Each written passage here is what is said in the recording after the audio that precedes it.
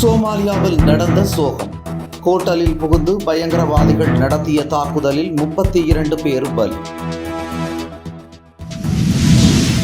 சென்னை பல்கலைக்கழகத்தின் இளநிலை முதுநிலை படிப்புகளுக்கான செமஸ்டர் தேர்வு முடிவுகள் வெளியிடப்பட்டுள்ளது.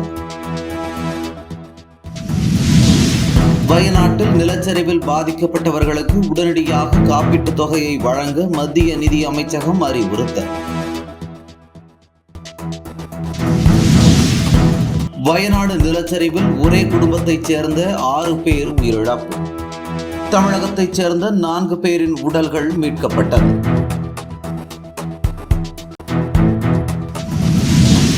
நாமக்கல் மாவட்டம் குமாரபாளையத்தில் வெள்ள பாதிப்பு.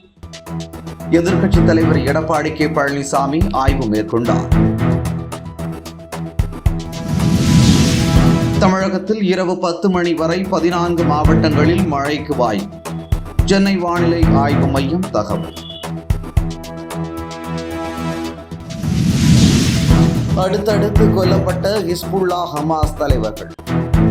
இஸ்ரேல் வாழ் இந்தியர்களுக்கு அலர்ட்.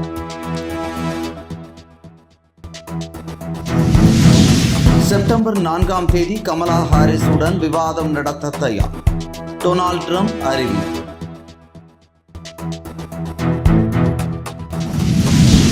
உலக தலைவர்கள் பட்டியலில் மீண்டும் முதலிடம் பிடித்தார் பிரதமர் மோடி. உலக தலைவர்களில் 69% ஆதரவுடன் பிரதமர் மோடி முதலிடத்தில் நீடிக்கிறார்.